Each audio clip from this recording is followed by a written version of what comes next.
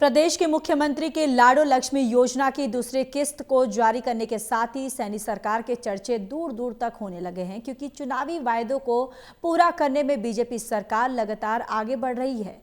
अब तक प्रदेश सरकार ने 7,01,965 लाडो के खातों में 2,100 रुपये की राशि ट्रांसफर कर दी है। सरकार के इस मास्टर स्ट्रोक ने साबित कर दिया है कि बीजेपी वादे करती है तो उन्हें पूरा भी करती है। इससे पड़ोसी राज्य सरकारों के सामने ही नहीं, हरियाणा के विपक्ष के सामने भी बड़ी चुनौती खड़ी हो गई है, क्योंकि महिला वोटर्स बीजेपी का मजबूत वोट बैंक बन गई है।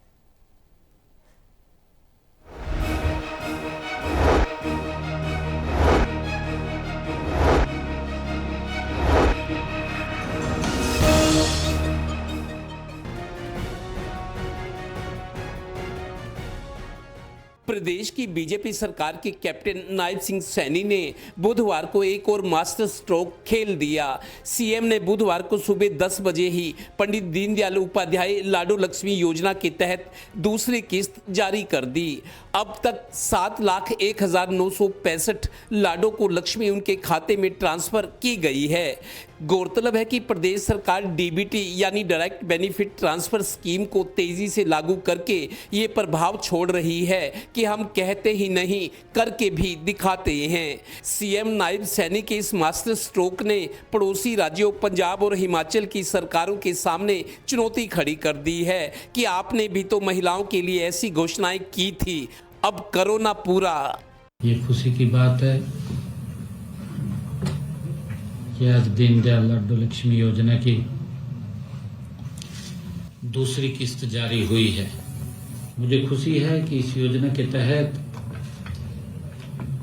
आज 7,01,965 हमारी लाभार्थी बहनों के खातों में आज लाडो लक्ष्मी पहुंची है, उनके खातों में राशि डाली गई है। गौरतलब है कि पड़ोसी राज्यों की सरकारों के सामने ही क्यों, हरियाणा में भी बीजेपी सरकार ने विपक्ष के सामने संकट खड़ा कर दिया है। ऐसा कर दिया कि बहनें माताएं बीजेपी की जय बोलेंगी, आपकी थोड़े। यानी एक के बाद एक प्रदेश सरकार के मुखिया अपने चुनावी वायदों को पूरा कर रहे हैं।